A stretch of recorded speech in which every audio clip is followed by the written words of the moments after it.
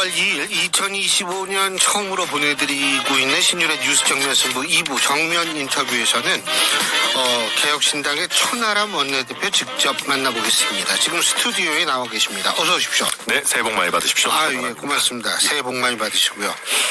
근데 이게 복은 복인데 지금 저 한남동 저거 보니까 어떻게 오늘 체포가 이루어질 가능성이 있다라는 추측이 나올 수밖에 없는, 네. 강제 해산하고 이런 거 보면 그런 거 아닌가 이런 생각이 들거든요. 네, 오늘은 해야죠. 저걸 지금 실제로 지금 저 지역에 관저 인근에 사는 주민들은 사실 무슨 죄입니까? 그렇죠. 예, 그리고 저희가 어딘지 몰랐어요. 예. 그러다 보니까 제가 가끔 그 앞을 지나다니는 맞습니다. 거기더라고요. 예, 저도 아는 분이 실제로 출퇴근하는데도 굉장히 힘들다고.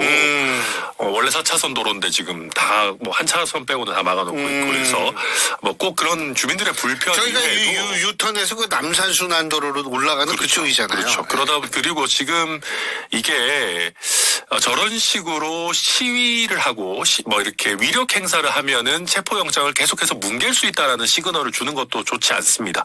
그래서 이걸 너무 장기화할 필요 없다고 생각하고 오늘 지금 이제 어느 정도 집행을 사실상 개시한 걸로 보이니까 마무리하는 게 필요할 것이다 이렇게 보여집니다. 근데 어제 끝까지 싸우겠다며 윤 대통령. 예? 뭐죠? 손글씨가 아니라 인쇄된 글씨로 이 서신을 통해 가지고 왜 그것도 맞아요. 유튜브한테 전달한 것 같은데. 그렇죠. 생중계로 유튜브 잘 보인다고. 네. 근데 차례차례 여쭤볼게요. 네. 끝까지 싸우겠다. 이거 어떻게 보세요? 너무 정말 찌질하고요. 요즘 표현으로는 짜친다라는 표현도 많이 쓰더라고요. 젊은 사람들이. 이런 정말 친위 쿠데타를 일으키려고 하면 죽을 각오를 가지고 해야 되는 겁니다.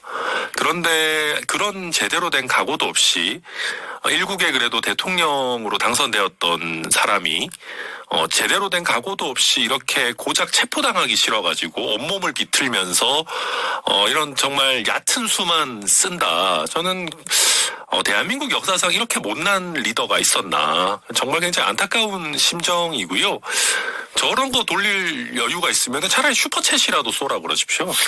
저거 돈도 안 되고 저 뭐 하는 겁니까? 그리고 조금 진지하게 얘기하자면 내란 선동을 넘어서 저거는 내전 선동입니다. 국민들끼리 내전을 일으키라는 얘기거든요. 그러니까 그런 거 아닙니까? 대한민국의 공권력에 맞서서 당신들이 저항하라라는 것인데 고작 본인이 윤석열 개인의 체포를 막기 위해서 국민들을 내전 상태로 밀어넣겠다라는 건데 이쯤 되면은 이거는 정말 국가의 적인 거죠. 네, 저는 그렇게 생각합니다. 우리 청취자 여러분들이 참고로 저는 정치학을 한 40년 넘게 했으니까 참고로 말씀드리는데 친위 쿠데타라는 거는요. 이게 특징이 있습니다. 뭐냐면 권력을 가진 사람이 자신의 권력을 강화시키거나 혹은 자신의 강화된 권력을 연장하기 위해서 자신이 갖고 있는 무력 공권력을 동원해 가지고 자신의 목적을 달성하는 건데 특징이 있습니다. 친위 쿠데타는요.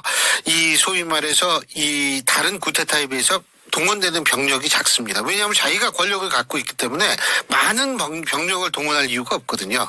그렇기 때문에 작은 병력을 가지고 해다가 이게 삐끗할 경우가 많죠. 그런데 왜냐하면 자기가 권력을 가지니까 그렇죠. 실패해도 별로 저거 없다 이런 식으로 생각할 수 있는 게 이제 친위 쿠데타인데 지금 우리 천하람 대표님이 말씀하신 거 이제 그런 거고. 네. 근데 또 하나 두 번째 여쭤볼까? 유튜브를 본다라는 그게 있었어요. 저도 어저께 봤거든요. 유튜브 생중계로 잘 보고 있다. 맞습니다. 근데 제가 개인적으로 볼 때에는 지금 사실 일국의 대통령이고 현재도 그리고 이런 분은 이거를 이 지상파나 이 방송 뉴스를 좀 보거나 들어야 되는 거 아닌가 이런 안타까움이 좀 있더라고요. 예전에 사실은 국민의힘 계열 정당들이 좀 안 좋게 될 때 언론인들이나 보수 성향의 어떤 지지자들이 그런 얘기 많이 했어요. 모이면 좀 조중동이라도 좀 봐라. 그러니까 조중동이 하라는 대로만 해도 이렇게 안 간다. 근데 그거보다 훨씬 오른쪽에 있는 굉장히 극단화된 유튜브만 보면서 정말 정치 행위를 해나가니까 점점 더 국민의 20%의 지지밖에 못 받는 거 아니냐라고 얘기를 했는데 그거를 가장 파멸적으로 보여주는 인물이 사실 윤석열입니다. 그러니까 집권 초기부터 유튜브 사랑이 굉장히 남달랐습니다. 제가 이제는 얘기할 수 있지만 제가 직접 어느 유튜버로부터 대통령과 그 김건희 여사가 직접 유튜버들을 불러가지고 금일봉을 준다. 그런 얘기까지 하고 다녔었어요. 이게 만약에 사실이 아니라면 저도 들은 얘기긴 합니다만은 왜 그랬냐면 조금 좀 거슬러 올라가면 본인들을 대통령 만들어준 게 보수 유튜브라고 생각을 했어요. 보수의 뿌리가 없는 본인이 갑자기 튀어나와서 어쨌든 대세론을 형성하고 경선을 이기고 대통령까지 온 그 근저에는 정치 참여 선언하기 전부터 보수 유튜버를 특히 김건희 여사가 적극적으로 관리하고 자기 편으로 만들었기 때문에 가능했다라는 생각이 처음부터 박혀 있었고요. 그 다음에 도어 스태핑하고 뭐하고 하면서 지지율이 쫙쫙 빠지면서 그때 점점 윤석열 대통령이 유튜브를 이용하는 걸 넘어서 의존하게 된 거예요. 왜냐하면 자기한테 잘한다 듣기 좋은 얘기 해주고 위로해주는 거는 유튜브밖에 없으니까. 그때부터도 보수 유튜버들이 저를 만나면 아니면 공개적으로도 그런 얘기 했어요. 대통령이 자기 유튜브를 틀어놓고 잠을 잔다. 잠을 잘 못 자는데 유튜브에서는 대통령 칭찬해주고 잘한다 하니까 그걸 들어야지 또 좀 마음이 가라앉아서. 네, 조금 이상하지만 술 드실 때도 그거 틀어놓고 자기 유튜브 보면서 술 드시고 틀어놓고 잔다 이런 얘기를 하고 다니기 시작했어요. 사람들이 그때는 이거 혹시 그냥 과장이고 약간 자기 장사 아니냐 했는데 점점 더 드러나는 게 사실은 그 세계에 그러면서 계속 더 빠져들고 의존하고 부정선거 음모론을 자기가 스스로 완전히 믿어버리는 상태까지 간 거죠. 그러니까 이제 결국은 그 수면 유도 영상 ASMR이라고 그러죠. 네. 그 역할을 유튜브가 했다 이렇게. 그렇죠. 자기를 칭찬해주는 유튜브가 그 역할을 한 거죠. 근데 이게 저도 지금 더군다나 이게 이렇게 위중한 상황이고 굉장히 위기의 상황에서는 대통령이 이게 굉장히 폭넓은 시각이 필요하고 객관적인 판단을 해야지 자기가 나름대로 합리적인 행동이 나올 수가 있는데 여기서 제가 어제 그걸 좀 봤거든요. 그 뉴스에 나오기 전에 어떤 단톡방에 그게 올렸더라고요. 그래서 이거 보니까 그 유튜브 얘기가 있어가지고 깜짝 놀랐어요. 야, 지금도 유튜브 얘기를 하는구나. 그런 생각을 해가지고 제가 여쭤본 거고. 그리고 또 한 가지. 천하람 대표님은 이제 법조인 출신이신데 그 최상목 대통령 권한대행이 헌법재판관 임명한 건 어떻게 보세요? 그래도 최악은 피하고 경제사령탑 출신으로서 대한민국 경제를 생각하는 결정을 해준 것이라고 생각합니다.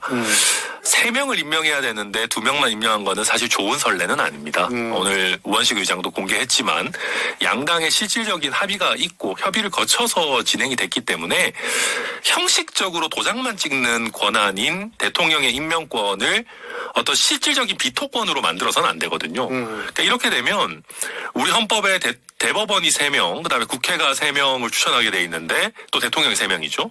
그러면 대통령 몫이 아닌 나머지 6명도 대통령이 실질적 임명권을 가지게 되는 헌법을 바꾸게 되는 그런 효과가 일어나요. 그래서 최상목 부총리가 1명을 임명 안 한 것은 굉장히 부적절하고 위헌이다라고 생각하지만 그럼에도 불구하고 이번에 1명도 임명하지 않았다면은 또 부득이하게 최상목 권한대행의 탄핵까지도 야당들이 추진했을 수 있습니다.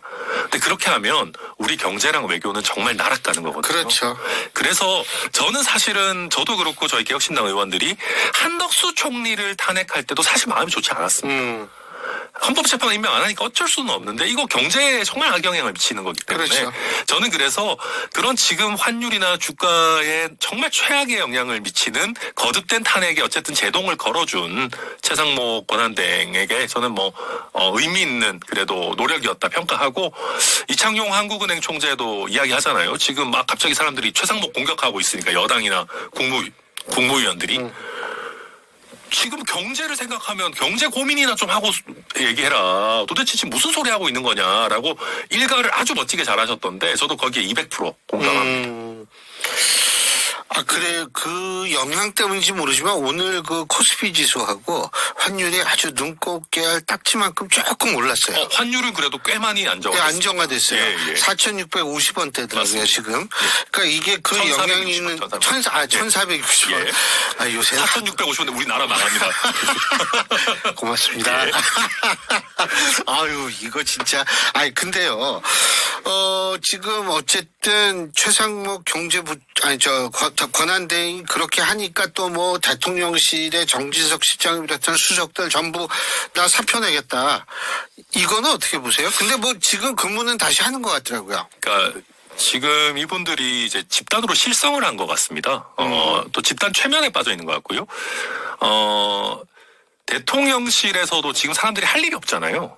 왜냐하면은 그 최상목 그 권한대행을 직접적으로 보좌하는 거는 기재부에서 조금 많이 하고 그런 상황들이 많기 때문에 또 지금 정진석 실장하고 최상목 권한대행이 부딪히면서 지금 들리는 얘기로는 대통령실이 잘 협조 안 하고 있다 그래요.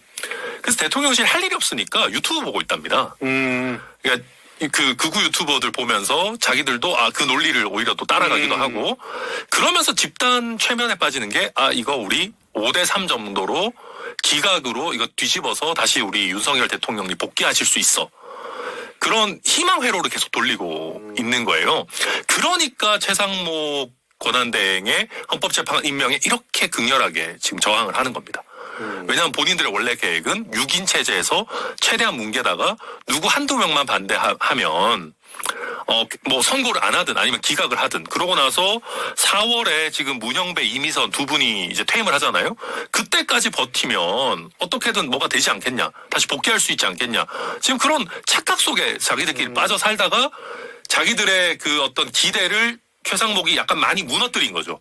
그러다 보니까 지금 잔뜩 다 화가 나 있는. 그러니까 집단으로 지금 이상한 환각 상태에 빠져 있는 거다. 저는 그렇게밖에 평가할 수가 없습니다. 뭐 유튜브만 본다는 건 이제 제 청와대변인이 추측입니다. 추측이라는 예. 점을 제가 말씀을 드리는데 아니 근데 어쨌든 지금 6인 체제, 8인 체제 이렇게 되는데 제가 궁금한 게 그래서 이게 4월 18일 날 두 분이 또 퇴임을 하시잖아요. 그러면은 그 전까지 결론이 날 거라고 보세요? 원래 그 전에는 결론이 나야죠. 원래? 네. 꼭 두 분이 안 그만 퇴임을 안 하더라도? 네네. 왜냐하면 지난번에 박근혜 전 대통령 탄핵 사건에 있어서도 사실 3개월 정도 소요가 됐었고 이 사안은 사실은 박근혜 대통령 때보다도 굉장히 헌법 위반이 명확한 상황이고 또 중대성도 굉장히 인정되기 때문에 저희는 원래 당연히 4월까지 가서는 안 된다고 생각하고요. 그리고 지금 문영배 헌재소장 권한대행이 재판장 역할을 하시기 때문에 본인이 퇴임하기 전에 마무리하시려고 할 겁니다. 원래도 그 전에 끝나야 되고 어떤 의미에서는 저는 대한민국 경제에 좋은 신호인 게 저는 4월 18일이라는 것이 하나의 마지노선으로 작동할 수 있다.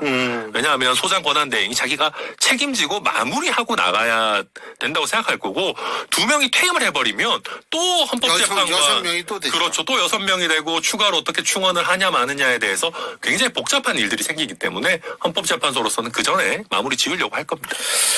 그러면은 뭐 다음번 만일 인용이 된다라고 가정하면 조기 대선이 한 6월 정도에 있겠네요. 그죠? 네, 아마 뭐 저는 더 빨라졌으면 좋겠지만은 네, 늦어도 6월은 되지 않을까 생각합니다. 네. 이준석 의원은 출마하시는 거죠? 네, 아마 4월이 생일이라고 그랬나요? 3월 말이 생일인데요. 3월 말이 생일이요. 그래서 지금 대통령의 권한 완전 박탈, 그것이 하야가 됐든 탄핵이 됐든 1월 말을 넘기게 되면 뭐 출마 가능한 상태가 되고요. 그런데 이준석 의원도 스스로 계속 얘기하고 있는 게 이게 약간 지금 상황에서 그런 날짜 세고 있는 게 되게 너무 정치꾼 같아 보이잖아요.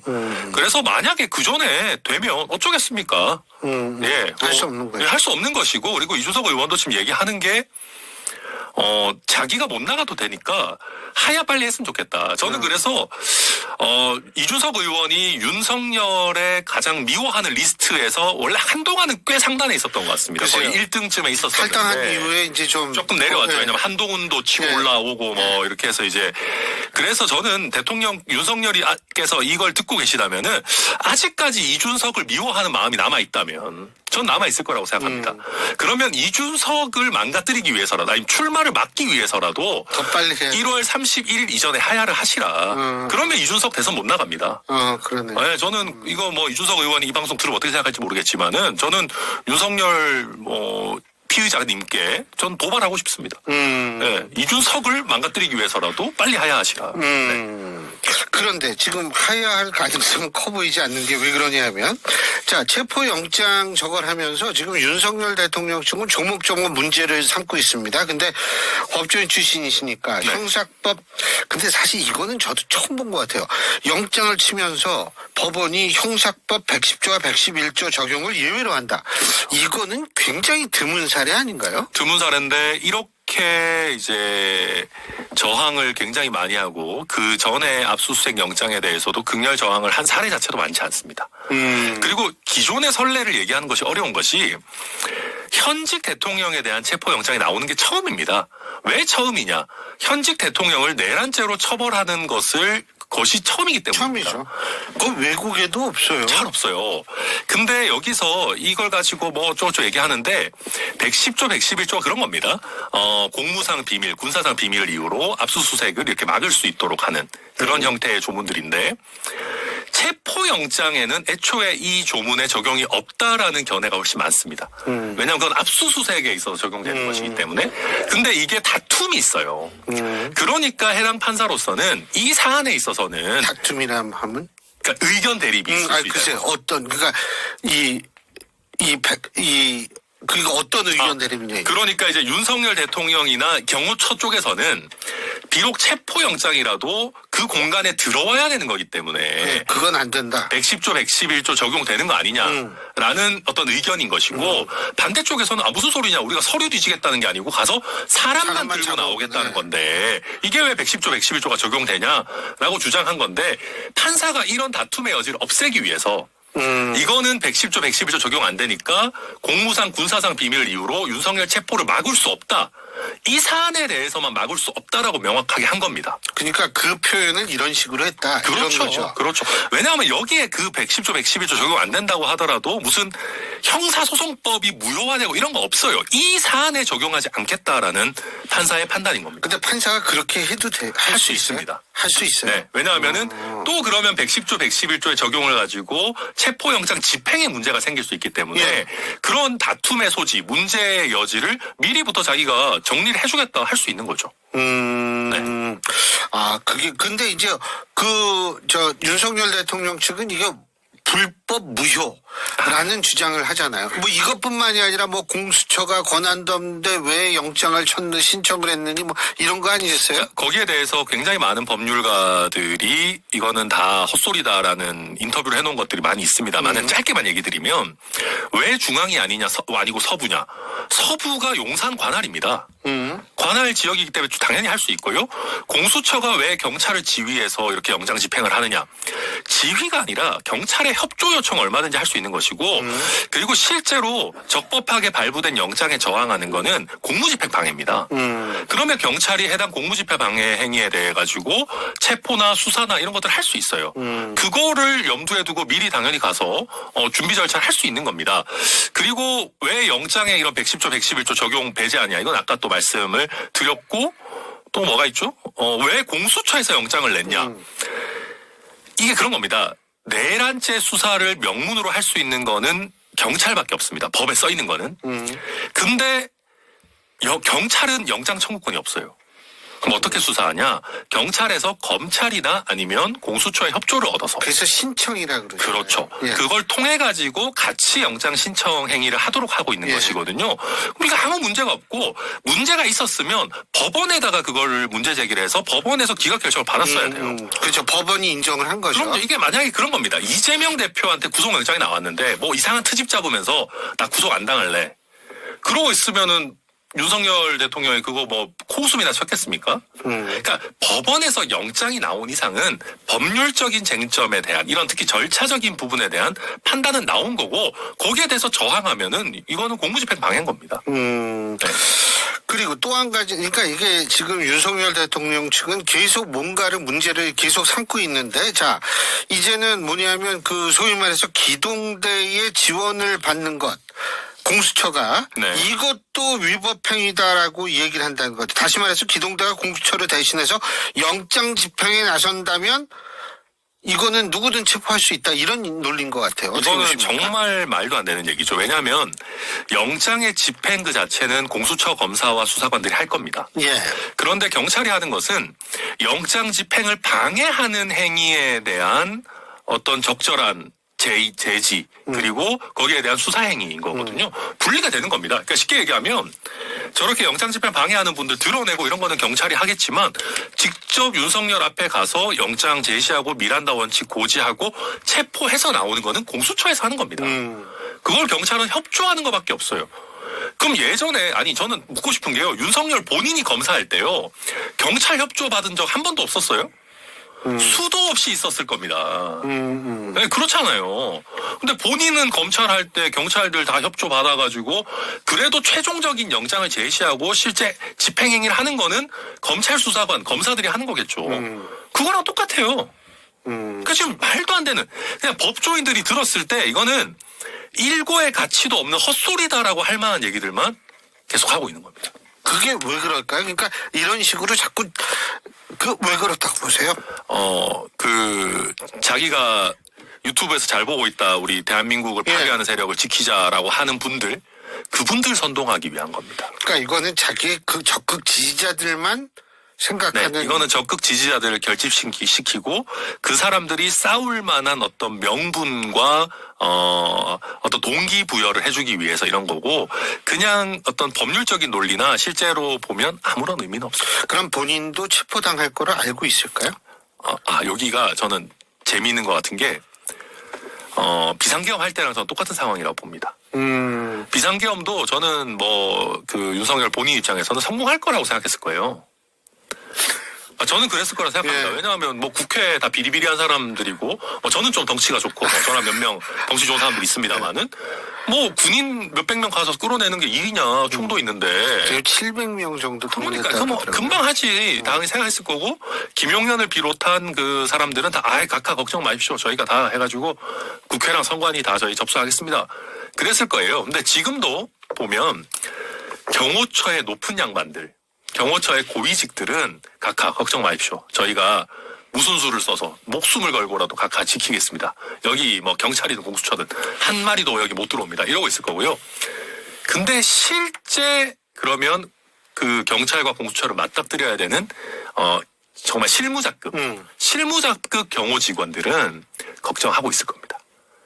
그거 특수공무집행 방해를 맞습니다. 막으면은 적법하게 깜빡하는 거 발표된 아니에요, 영장에 대해서 막으면 특수공무집행 방해가 되고 거기서 집행유예 이상의 형을 받게 되면 공무원 자격을 상실하게 됩니다. 그 연금이 날라가죠. 공무원은 제일 중요한. 저도 중공무원실에서 네. 그거 아는데 연금이 제일 중요해요. 맞습니다. 네. 그리고 그러다 보니까 이제 그때 비상계엄 할 때도 수뇌부, 지휘부는 이거 얼마든지 가능하다 했는데 정작 출동한 우리 일선의 군인들은 야 이거 이러다가 우리 큰일 나겠다. 그렇죠. 이거는 불법이다. 네. 위헌이다. 네. 라는 판단을 했던 것이거든요.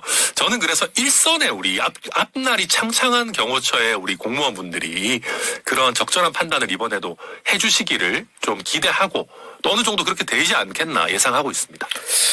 근데 제가 그 말씀하시니까 좀 안타까운 게 사실은 그 어떤 조직을 이끄는 장이라든지 그건 대한민국이라는 어마어마한 국가 조직을 이끄는 장 더군다나 그렇겠지만 사실은 자기의 지위를 받는 사람을 위해서 자신을 던지는 모습을 좀 보여줘야 되거든요. 그럼요. 그게 기본인데 정말 좀 안타깝게도 윤석열 대통령한테 그런 모습을 보기가 좀 힘든 것 아닌가 참 그거 안타까워요. 그러니까 기존의 이제 대통령들 심지어는 전직 대통령도 사실 경호를 받지 않습니까? 예우를 받고 경호를 받는데 그분들도 영장이 나오고 정말 마지막에 이런 순간이 되면 경호 이런 거 다 내려놓고 자진 출석을 하든 영장 집행에 응하든 했습니다.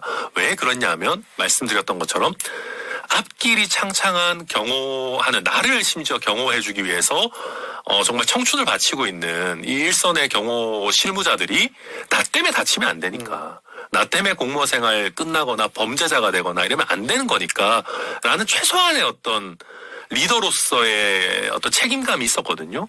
근데 이번에 윤석열이라고 하는 인물은 자기밖에 모르는 거죠. 나를 위해서라면 앞길 창창한 군인들을 내란죄의 어쨌든 실행자로 만들어야 되는 거고, 내가 자존심 굽히기 싫어서, 내가 야당한테 아쉬운 소리 하기 싫어서 차라리 비상계엄 해버린다. 밑에 군인들이 어떻게 되든 말든. 그리고 이번에도 나 하나 지키기 위해서라면은 밑에 있는 경호처 직원들 인생이 망가지든 말든 그냥 너희는 나 지켜야 돼. 지금 그런 무책임한 리더로서의 자격이 전혀 없는 태도로 일관하고 있는 겁니다. 그러면 그런 식의 어떤 태도가 결국은 헌법재판소에서의 탄핵 심판 심리 과정에서도 그대로 반영될 가능성이 높은 거 아니에요? 네, 그렇습니다. 사실은 이제 이번에 윤석열의 비상계엄 내지는 내란 행위를 보면서 많은 분들이 박근혜 전 대통령이 탄핵된 거는 이거에 비하면 정말 상대적으로 매우 약한 행위였구나라는 생각들을 많이 하는데요.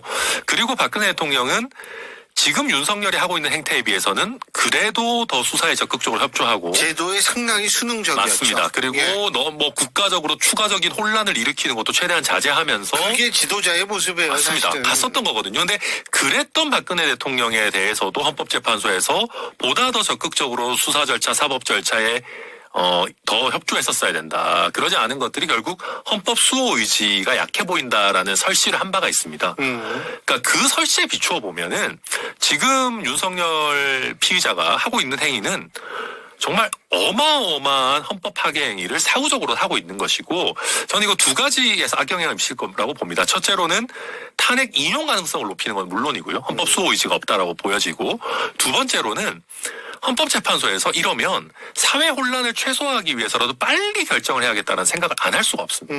지금 계속 막 대치하고. 그리고 저 한남동에서 대치하고 뭐 시청 앞 한쪽은 또 여의도 그럼요. 뭐 이러니까. 거기다가 또 자기가 자필로 서명해서 뭐 더 열심히 싸우라는 편지를 주질 않나 이러니까. 진짜 그건 좀 아닌데. 예, 그래서 헌법재판소에서도 이대로 이걸 놔둬서는 안 되겠다라는 신속성에 대한 판단을 더 세게 할 거라서 결국 지금 윤석열이 하고 있는 모든 행위는 자기 발등을 찍는 것이고, 지금 제가 봤을 때는 너무 그것이 어떤 정신 상태인지 모르겠지만 망상이든 뭐든 거기에 빠져서 결국은 자기를 점점 죽는 길로 몰아넣고 있는 겁니다. 근데 그런 윤 대통령과 지금 현재 국민의힘 비대위는 어떻게 잘하고 있다고 보세요? 저는 그게 사실은 조금 이해가 안 되는 지점인 게, 박근혜 대통령 때는 홍준표 시장님 지금은 윤석열 나름 지키자, 뭐 왜 최상목이 헌재 재판관 임명하냐 막 그러고 계속 윤석열을 비호하고 있는데, 예전에 사실 박근혜 대통령 이거에 비하면 정말 훨씬 더 경한 거였는데, 네, 그럼요.